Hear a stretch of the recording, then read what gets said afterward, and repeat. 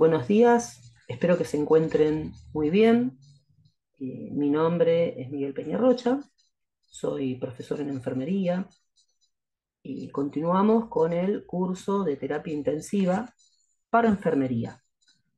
Estamos ubicados en la unidad 1, clase 2. Recién el sábado pasado comenzamos y bueno, vamos a ir avanzando poco a poco.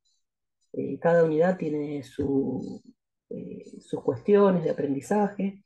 En la medida que terminemos una unidad, hacemos un examen y así con las 5 unidades. Al finalizar el curso, tenemos el examen final integrador de las 5 unidades, donde después del cual podrán tramitar el certificado del curso.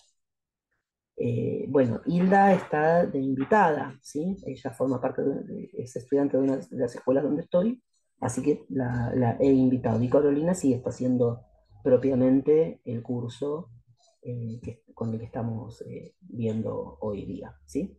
Así que bueno, recuerden, clase 2, unidad 1, curso de terapia intensiva. Bien, el tema de hoy, técnicas de monitorización.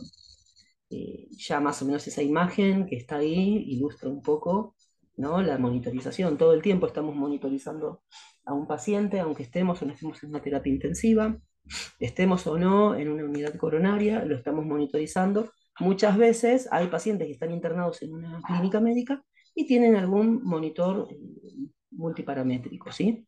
Y a veces el hecho de mirar a un paciente, ir, valorarlo, controlar signos vitales, algo básico, como un cuidado básico de enfermería de la valoración, es monitorizar al paciente, tomarle la tensión arterial a un paciente con hipertensión o hipotensión, tomarle la frecuencia cardíaca a algún paciente con arritmia, controlarle el resto de los signos vitales, como la frecuencia respiratoria, la saturación, es un poco monitorizar al paciente. Cuando ya hablamos de lo que son los cuidados intensivos, en una terapia intensiva, empezamos como a hablar de un tipo de monitorización un poco diferente, ya un poco más, a veces hay una parte que es invasiva y hay otra parte que no es invasiva. Hay dos tipos básicos de monitorización. A lo largo de esta clase vamos a ir hablando un poco de cada uno, ¿sí?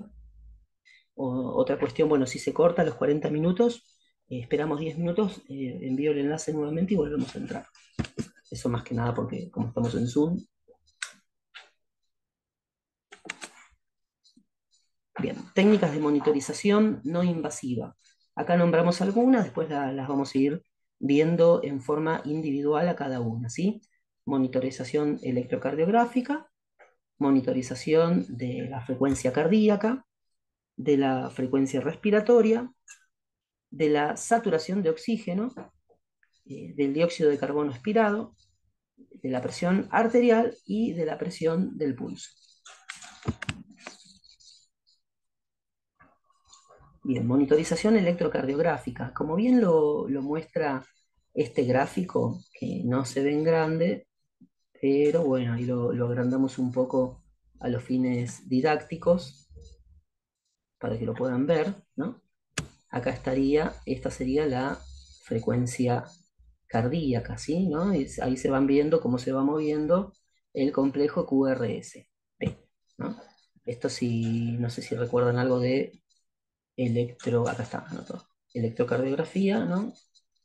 Onda P, Q, R, S, T, ¿sí? Cada uno de estos, bueno, esto es lo que básicamente se podría llegar a visualizar acá. Dependiendo cómo estén colocados los electrodos, bueno, se va a ver de una forma o se va a ver de otra. Igual hay una forma de colocarlos que más adelante lo vamos a ir viendo, ¿sí?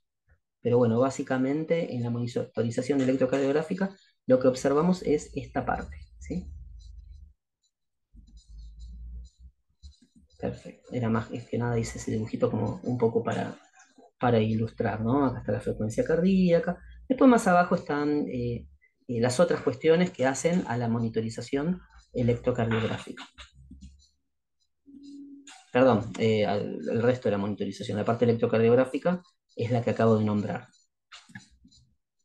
O el gráfico era más que nada ilustrativo, ¿sí? Bien, la monitorización electrocardiográfica continua es un procedimiento habitual de vigilancia y control utilizado en las unidades de cuidados críticos. Todas las unidades de cuidados críticos tienen este tipo de monitorización electrocardiográfica. A veces algunos pacientes, como ya lo había adelantado previamente, también lo tienen en las unidades, un servicio de menor complejidad, como por ejemplo una clínica médica, puede llegar a tener alguno de estos monitores. Yo trabajo en un hospital público donde antiguamente en mis pasajes por la clínica médica no había monitor, eh, este tipo de monitores.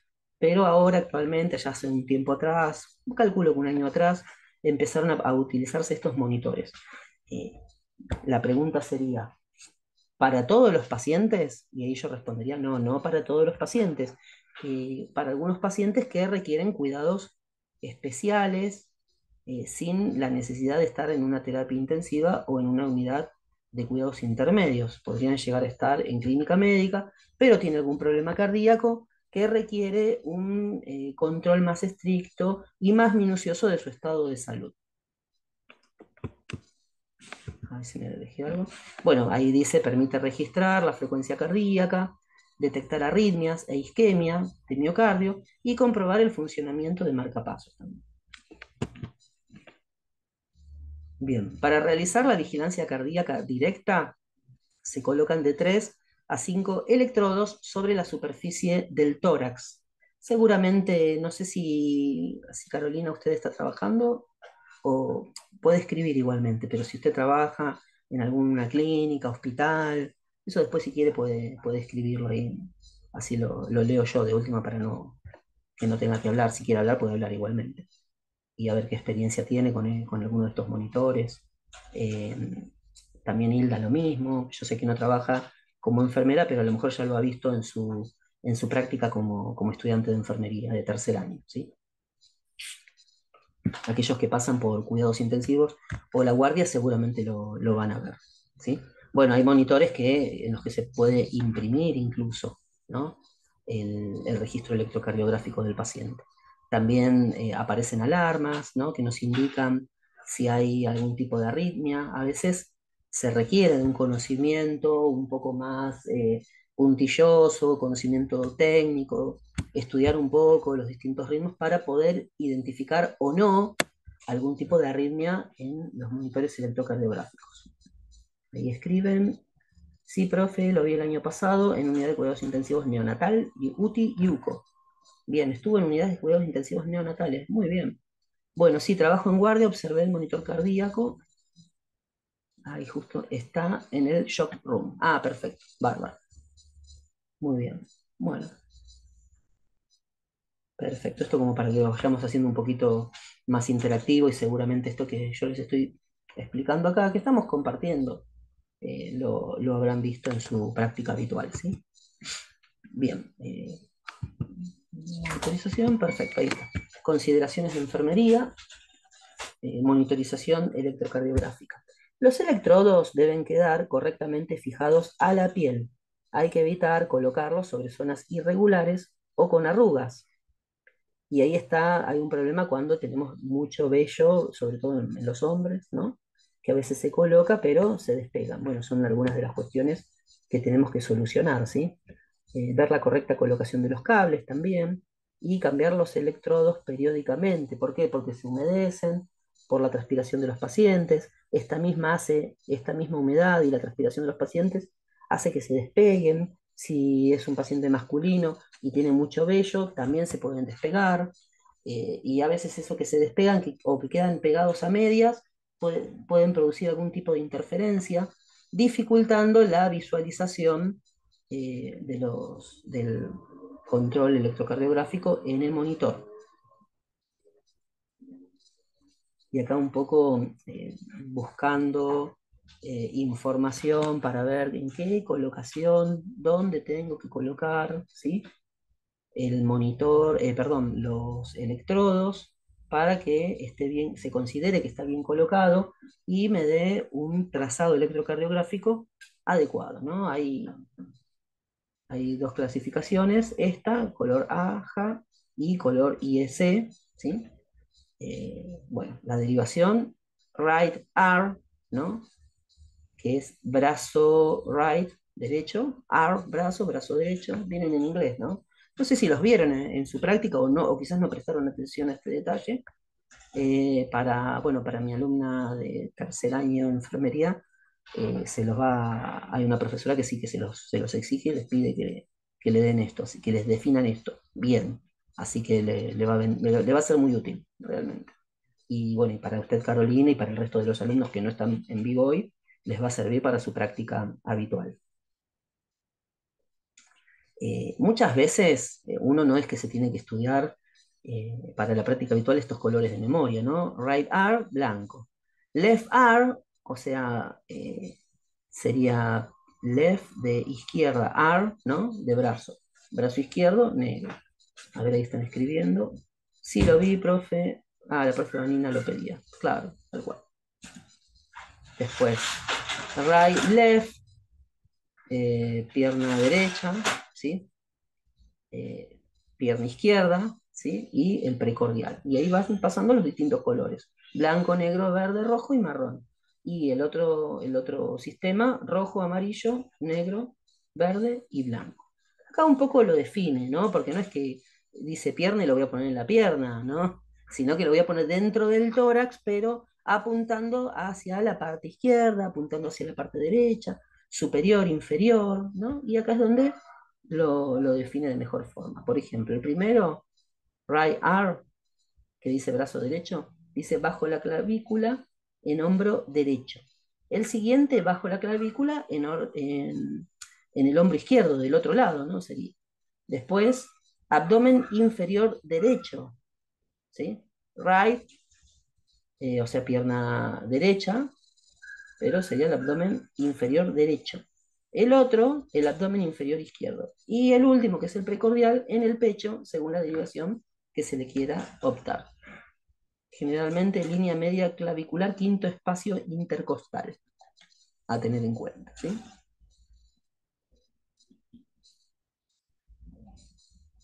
Bien, acá están también los códigos IEC, ¿no?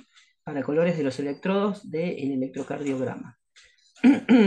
Estas son distintas normas, ¿no? Ya habíamos visto la IEC, ¿no? L, amarillo, brazo izquierdo; F, verde; rojo, brazo derecho. Bueno, este igual no vino muy al caso, o sea, está bien, pero ya con que sepan este va a estar bien para la mayoría de los casos que se puedan llegar a encontrar en los distintos servicios donde van a trabajar. Igual fíjense en que este, por ejemplo, es de 3, ¿no? La L, amarillo, brazo izquierdo, del lado izquierdo; el brazo F, pie, y el rojo, brazo derecho. O sea, a ver si podemos hacer un pequeño grafiquito, porque si no queda siempre como... Disculpen, mis dibujos no son lo mejor, pero bueno, digamos que este es un tórax. Acá tenemos el esternón, ¿no? Clavícula, clavícula, ¿sí? Si nos ponemos tal cual lo están viendo en la pantalla, esta sería la derecha, ¿no? Pero no, nos ponemos como si fuera que estamos de espalda a esto. Entonces lo vamos a poner como que esta es la izquierda, ¿sí? Si nos ponemos como si fuera que nos pongamos a espalda, mirando en dirección contraria a lo que está mirando en la pantalla. Y de este lado sería la derecha. Entonces, L, amarillo, brazo izquierdo, es decir, el amarillo iría acá, ¿sí?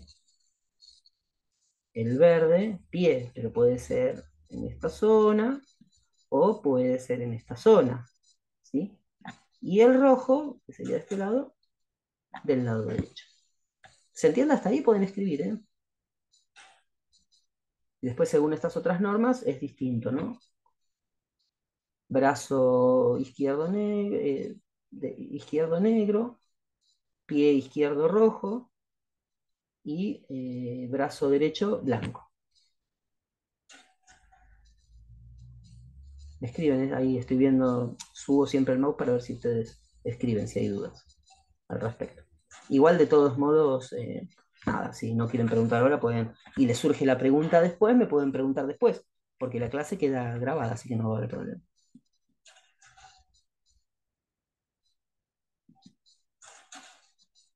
Me asusté cuando dije la clase queda grabada y estaba dudando si estaba grabando. Ustedes siempre háganme acordar, ¿sí? Si ven, profe, mire que no está grabando, porque ustedes les deben pedir autorización para grabar y ustedes tienen que aceptar. Bien, continuando con la técnica de monitorización, explicar el procedimiento al paciente y advertir que pueden generar falsas alarmas por movimientos bruscos o por desconexión de electrodos y cables.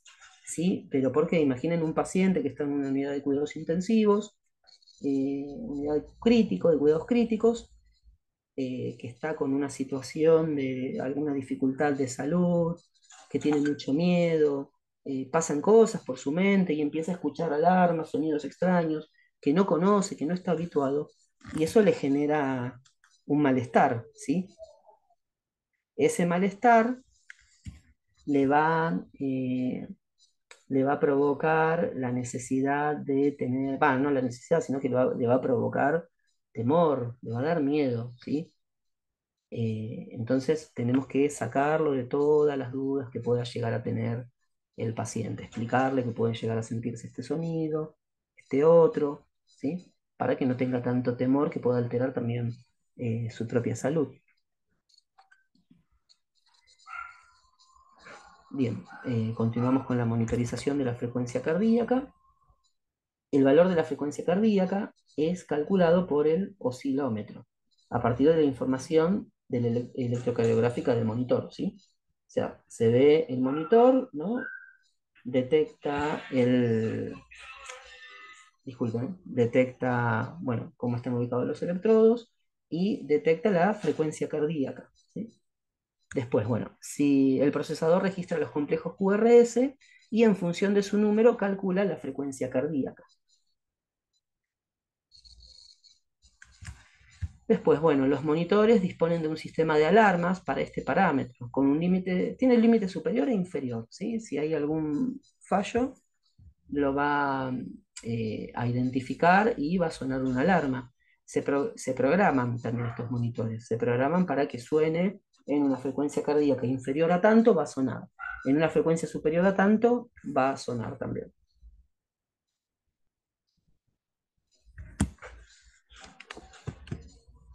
Bien, ahí seguimos. También otro parámetro que se va a identificar es el de la frecuencia respiratoria, que puede determinarse de forma continua en un monitor mediante los cables del electrocardiograma. Sí, los mismos cables detectan la frecuencia respiratoria, cómo se modifica y se puede visualizar. A ver, estamos en el 10, me acordar. Acá un poco agrandando nuevamente.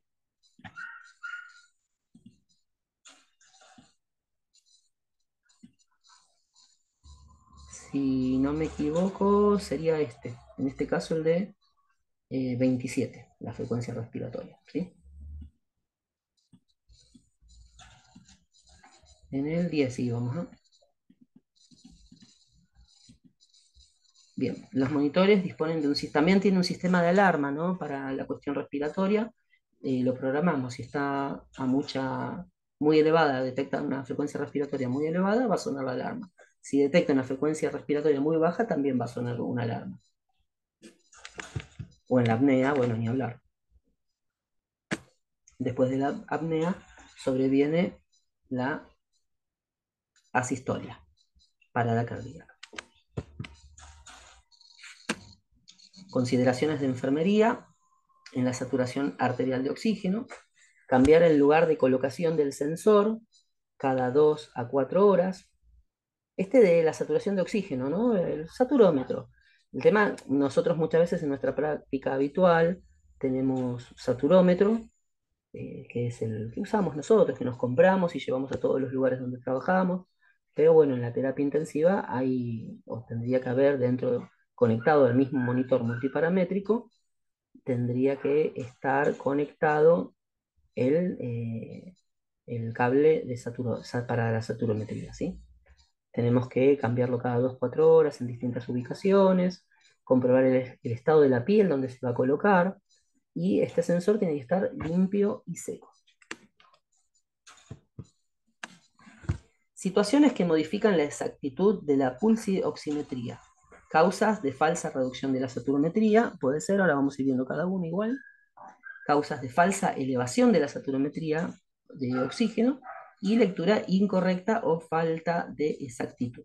Muchas veces, si bien usamos los saturómetros, no nos tenemos que guiar al 100%, ¿no? Si hace poquito habíamos saturado un paciente que tenía una medición de 85, una saturación de 85, pero el paciente lo veíamos, lo observábamos, porque no es todo monitor, ¿no? Uno a veces piensa que el monitor soluciona todo, pero no es todo monitor. Entonces veíamos esa saturación de 85, pero veíamos al paciente, estaba lúcido, ubicado en tiempo y espacio, no tenía ningún signo ni síntoma que esté con una dificultad respiratoria. Así que habíamos verificado con otro saturómetro y ese saturómetro sí marcaba una saturación normal. Así que bueno, es como una cuestión que a tener en cuenta también, ¿sí? Después le cambiamos las pilas a ese saturómetro, con las pilas nuevas, ahí empezó a andar bien, por eso hay que regularmente cambiar las pilas. Bueno, causas de falsa reducción de la saturometría de oxígeno. Esmalte de uñas, paciente internado en unidades de cuidados críticos, no debe tener esmalte de uñas. Piel oscura, lámparas de luz infrarroja también pueden alterar la lectura, ¿sí? Elevación de los lípidos en sangre y anemia. Causas de falsa elevación de saturometría de oxígeno. A ver, un segundito. Causas de reducción y causas de elevación, ¿no? Elevación de los valores de carboximehemoglobina y elevación de los valores de metahemoglobina. También van a producir alteración en la lectura de la saturometría de oxígeno, pero en este caso por elevación.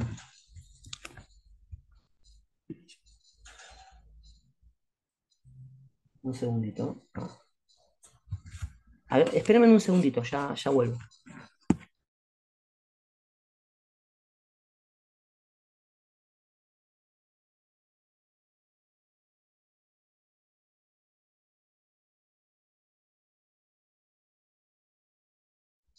Disculpen, ¿eh?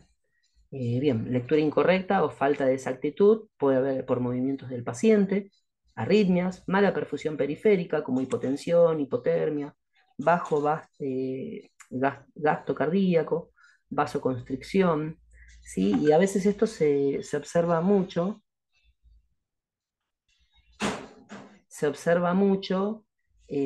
porque hay pacientes que están en mucho movimiento, ¿sí? Y se observa mucho en pediatría, en neonatología. Si bien el curso está orientado a adultos, el paciente también, de adultos también se mueve mucho y es complicado, ¿sí? Así que pero ¿por qué? A veces porque está alterada, con una alteración sensitiva, cognitiva, por encontrarse en una unidad de cuidados críticos, muchas horas de privación de sueño, ¿sí? Ahí está esta cuestión de que hay que respetar los horarios de sueño, tratar de organizarlos para no estar haciendo todos los procedimientos en distintos horarios, tratar de hacer la mayor cantidad de procedimientos en un mismo horario, ¿sí?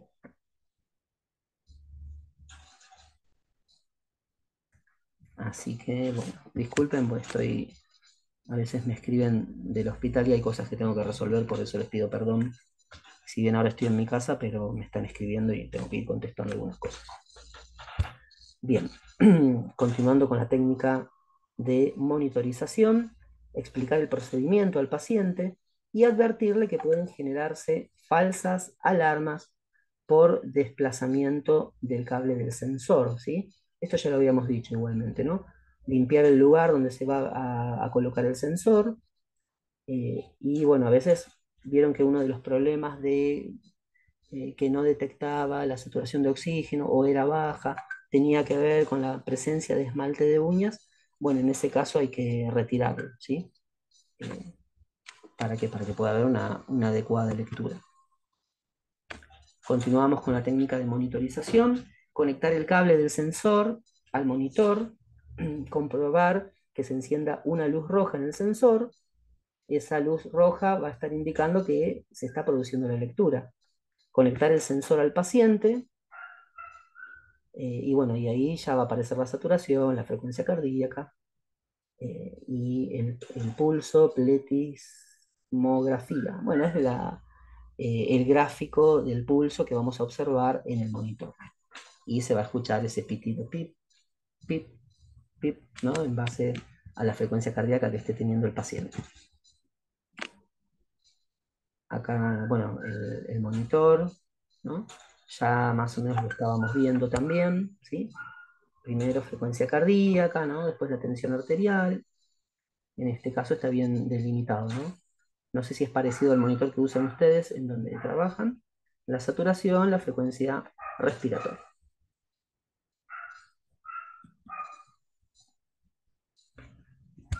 Bien, monitorización de la presión arterial. La presión arterial sistémica es la presión ejercida por la sangre sobre las paredes de las arterias durante la sístole y diástole ventriculares. Vieron que hay una pequeña diferencia, ¿no?, entre presión arterial y tensión arterial. Ya la presión arterial, vamos a decir que es la más interna, y la tensión arterial es la externa, la que nosotros, la tensión arterial es la que tomamos con el tensiómetro, con el que utilizamos habitualmente. En terapia intensiva también tomamos la tensión arterial, pero es el brazalete que estaría conectado al monitor. Y ahí nosotros programamos para que el manguito se insufle aproximadamente cada 2 horas. Una vez se insufla, nos va a dar un valor. De todos modos, si tenemos una duda con ese valor que está en el monitor, lo podemos tocar manualmente y se insufla el manguito y nos da el valor que estamos buscando actual. Esa es la tensión arterial. Después está la presión arterial. La presión arterial es básicamente la conexión, el valor que vamos a obtener, pero mediante una técnica invasiva. Ahí pasamos de lo no invasivo a lo invasivo. Cuando hablamos de invasivo, ya estamos introduciendo algún catéter o alguna aguja o algo dentro del paciente. Ahí pasa a ser invasivo, ¿sí? Entonces, cuando conectamos este catéter, un catéter arterial, después ese catéter arterial tiene un transductor, tiene una tubuladura que se va a conectar al monitor, y ahí se va a ver reflejado en el monitor la presión arterial. No es lo mismo que la tensión arterial. Hay una diferencia. Estos valores, más que nada, tómenlos de referencia, ¿sí? De referencia en el sentido de que a veces varía un poco, dependiendo de la bibliografía, ¿sí? Pero bueno, una tensión arterial sistólica por un lado, diastólica, ¿no? Óptima, menos de 120, menos de 80. La normal, 120, 129, la sistólica, 80, 84, la diastólica. Y así sucesivamente, ya a partir de 130 es alta. Acá sería a partir de los 140, hipertensión grado 1, grado 2, grado 3 y hipertensión sistólica aislada. Tómenlos de referencia, pero hay otra bibliografía, la Asociación Argentina de Hipertensión Arterial, la Asociación Americana, ¿sí?, de Cardiología, la Asociación Argentina de Cardiología también. Ahí es donde tienen que buscar lo adecuado, que es exacto, ¿no? Porque a veces esto también tiene que ver con un poco la población. Esto se determina mediante los percentilos en las distintas poblaciones que tienen distintas culturas alimenticias y distintas cuestiones, ¿sí? Bien, tamaño del brazalete, la medición no invasiva de la presión arterial. Tenemos en el adulto grande, o sea, un adulto de proporciones más grandes, grandes, ¿no?, mayores al resto, 15 centímetros el ancho y la circunferencia de 33 centímetros. En un adulto normal, en el sentido adulto típico de la población, 12 centímetros de ancho y 25 de circunferencia. En un adulto pequeño, de talla más bien pequeña, 9 centímetros de ancho, 18 de circunferencia. Y en el niño, 6 centímetros de ancho y 10 centímetros de circunferencia. Con esto se darán cuenta que no es lo mismo tomar la tensión arterial con un brazalete típico a un paciente adulto con un tamaño físico mayor al de la media, ¿sí? que tomarle a un niño. O sea, tomarle a un niño, tomarle a un adulto, tiene que variar el tipo de manguito que vamos a utilizar. Bien. Técnica de monitorización invasiva. Acá salimos de lo no invasivo, pasamos a lo invasivo. La monitorización invasiva implica la colocación de un catéter o una sonda en el interior de un vaso o de una cavidad.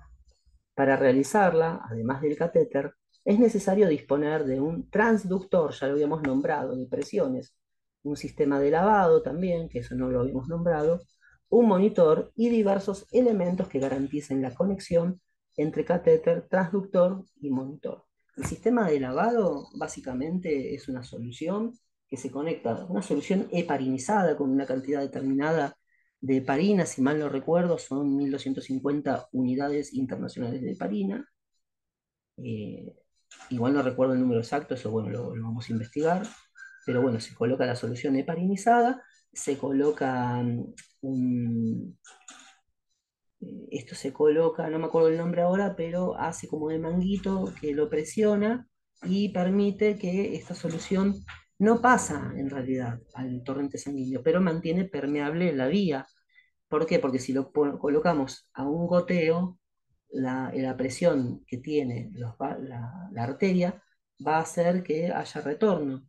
Ese retorno va a hacer que se tape el catéter. Por eso tiene que tener un dispositivo específico que ofrece presión en contra de la presión superior a la presión de la arteria, para evitar ese retorno y que se tape la arteria. Normas generales para el montaje de un sistema de monitorización invasiva. Bueno, tenemos el montaje, la determinación del cero, la calibración y la medida de las presiones intravasculares.